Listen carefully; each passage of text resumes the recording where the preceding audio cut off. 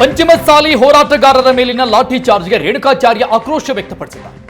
ರಾಣಿ ಚೆನ್ನಮ್ಮನ ಮಕ್ಕಳ ಮೇಲೆ ಲಾಠಿ ಬೀಸಿದ್ದಾರೆ. ಲಾಠಿ ಚಾರ್ಜ್ಗೆ ಪರಮೇಶ್ವರ ಕಾರಣ ಅಂತ ರೇಣುಕಾಚಾರ್ಯ ಆಕ್ರೋಶವನ್ನು ವ್ಯಕ್ತಪಡಿಸಿದ್ದಾರೆ. ಗೋಲಿಬಾರ್ ಮಾಡುವ ಸಂಚು ಕೂಡ ಇತ್ತು.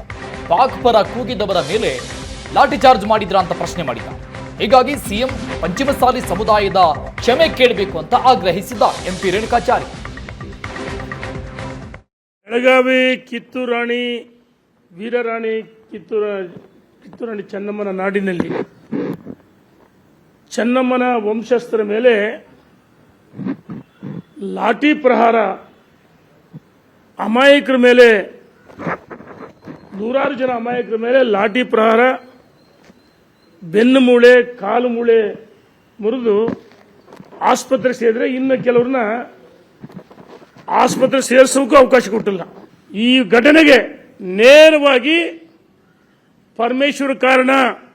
ಗೃಹ ಸಚಿವರು ರಾಜೀನಾಮೆ ಕೊಡಬೇಕು ಮತ್ತು ಮಾನ್ಯ ಮುಖ್ಯಮಂತ್ರಿಗಳು ಬೇಷರ ಕ್ಷಮೆ ಕೇಳಬೇಕು. ಶ್ರೀಗಳ ಸಮಾಜ ಕ್ಷಮೆ ಕೇಳಬೇಕು. ಇದೇನು ನಿಮ್ದೆ ತೊಗಲಕ್ ಸರ್ಕಾರನ ಅಥವಾ ಹಿಟ್ಲರ್ ಸರ್ಕಾರನ? ಅದೇ ಯಾರು ಸಾಮಾನ್ಯ ಮೀಸಲಾತಿ ಕೇಳಿದ್ರೆ ಲಾಠಿ ಚಾರ್ಜ್ ಮಾಡ್ತೀರಿ. ಬಹುಶಃ ಇನ್ನೂ ಎಲ್ಲ ಒಂದ್ ಕಡೆ ಗೋಲಿಬಾರ್ ಮಾಡಬೇಕಂತ ಸಂಚಿತ್ತು ಶ್ರೀಗಳ ಮೇಲೆ.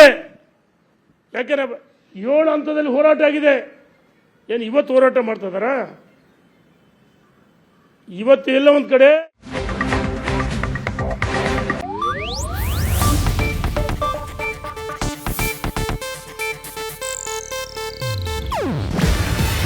ಇದು ಏಷ್ಯಾನೆಟ್ ನ್ಯೂಸ್ ನೆಟ್ವರ್ಕ್ ಪ್ರಸ್ತುತಿ. ನೀವು ನೋಡ್ತಿದ್ದೀರಾ ಏಷ್ಯಾನೆಟ್ ಸುವರ್ಣ ನ್ಯೂಸ್.